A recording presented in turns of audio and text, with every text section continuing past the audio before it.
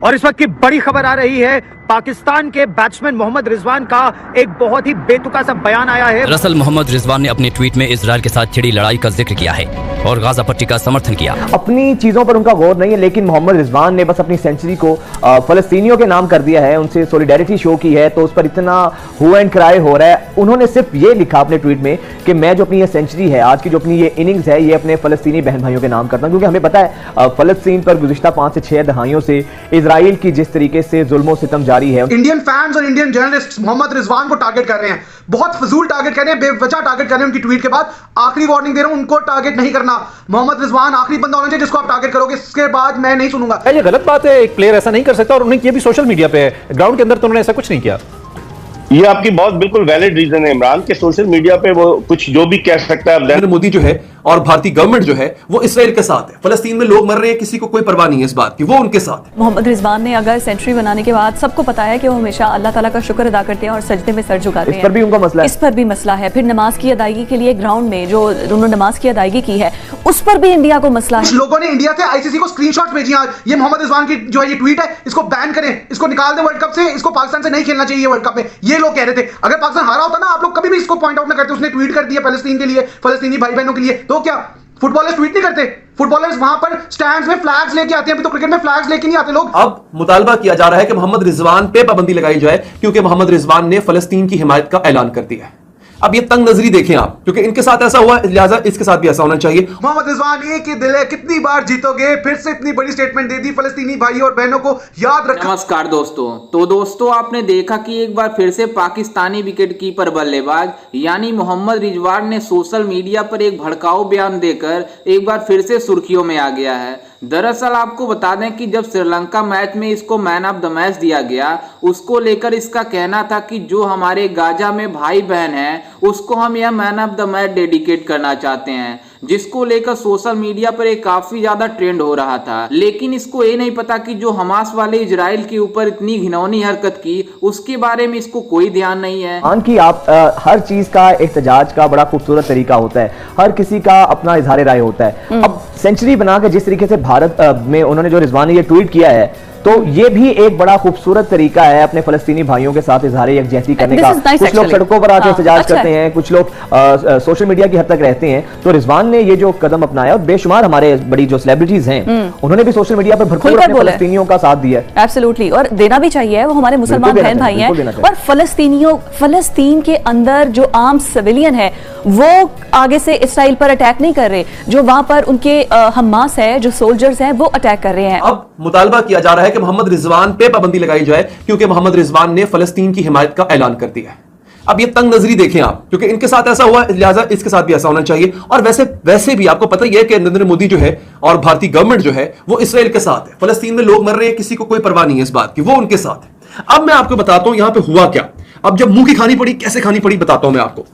शामुल हक हैं, पाकिस्तानी सहाफी हैं, वो लिखते हैं कि there are no such rules of ICC for the players of the field.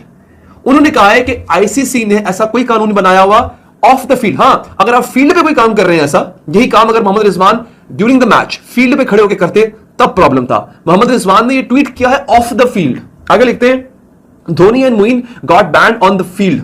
Dhoni को और मुइन को बैन किया गया था क्योंकि उन्होंने फील्ड में खड़े होकर ये काम किया था। फिर नमाज की अदायगी के लिए ग्राउंड में जो उन्होंने नमाज की अदायगी की है, उस पर भी इंडिया को मसला है। मतलब कि फिर ये तो आप खुल्लम खुला पूरी दुनिया को बता रहे हैं कि यहाँ पर ये तो मेहमान है जिनको नमाज अदा करने की मसला बन रहा है, जिसका अगर वो सजदा अदा कर रहे हैं, इबादत करना चाह रहे हैं अपने मजहब के अकॉर्डिंग, तो मसला बन रहा है। तो यहाँ पर हिंदू के अलावा जो और कौमें रहती होंगी उनका कितना जीना हराम करते होंगे, ये तो मुंह बोलता सबूत है। आप इंडियन ट्वीट्स देखिए। फिर भारत जो खुद को सेकुलर जमहूरियत का बड़ा चैंपियन कहता है, तो ये तो बिल्कुल उसके दावों की नफी है, और हमेशा से भारत ये करता रहा है। लेकिन रिजवान, भारत को इस वक्त जरा साइड पे रखते हैं। रिजवान, इंडियन फैंस और इंडियन जर्नलिस्ट मोहम्मद रिजवान को टारगेट कर रहे हैं, बहुत फजूल टारगेट कर रहे हैं, बेवजह टारगेट कर रहे हैं। उनकी ट्वीट के बाद आखिरी वार्निंग दे रहा हूं, उनको टारगेट नहीं करना।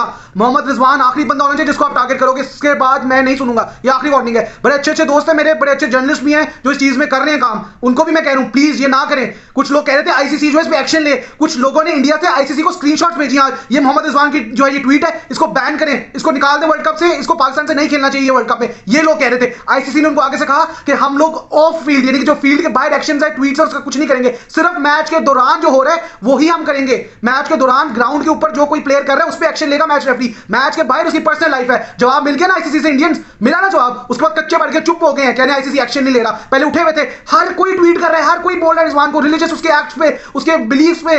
मुझे समझ नहीं लग रहा यार, आप लोगों को कोई बहाना चाहिए एकता कपूर का कोई, मतलब क्योंकि सास भी कभी बहुत ही चल रहा है, वर्ल्ड कप चल रहा है, ये कोई डेली सोप चल रहा है, सीरियल चल रहे हैं, रोज एक नया ड्रामा, रोज एक नया कोई आप किस्सा पकड़ लेते हो। जब से पाकिस्तान ने जीतना शुरू किया है, कल वर्ल्ड रिकॉर्ड चेज उसने जब से किया, उसके पीछे पड़ गया किसी ने इसको बाहर करें टीम से। अपनी चीजों पर उनका गौर नहीं है, लेकिन मोहम्मद रिजवान ने बस अपनी सेंचुरी को फलस्तीनियों के नाम कर दिया है, उनसे सॉलिडेरिटी शो की है, तो उस पर इतना हु एंड क्राई हो रहा है। उन्होंने सिर्फ ये लिखा अपने ट्वीट में कि मैं जो अपनी ये सेंचुरी है, आज की जो अपनी ये इनिंग्स है, ये अपने फलस्तीनी बहन भाइयों के नाम करता हूं, क्योंकि हमें पता है फलस्तीन पर गुज़िश्ता 5 से 6 दहाइयों से इजराइल की जिस तरीके से जुल्म और सितम जारी है, उनकी जो बर्बरियत वहां पर हो रही है, तो पूरी दुनिया उस पर खामोश तमाशाई का एक रूप धारे हुए थी। लेकिन अब जब फलस्तीनियों ने अपनी इस जिद्दोजहद आज़ादी या जिसको इंडिजिनियस मूवमेंट कहते हैं, मुजामती तहरीक, उसमें जब जरा तेजी लेकर आए हैं और एक ट्वीट के रिजवान ने पूरे भारत को जो है ना बौखला कर अच्छा, ये एक ट्वीट की बात नहीं है। आप मोहम्मद रिजवान ने अगर सेंचुरी बनाने के बाद, सबको पता है कि वो हमेशा अल्लाह ताला का शुक्र अदा करते हैं और सजदे में सर झुकाते हैं, इस पर भी उनका मसला है, इस पर भी मसला है। ये गलत बात है, एक प्लेयर ऐसा नहीं कर सकता, और उन्होंने किया भी सोशल मीडिया पे है, ग्राउंड के अंदर तो उन्होंने ऐसा कुछ नहीं किया।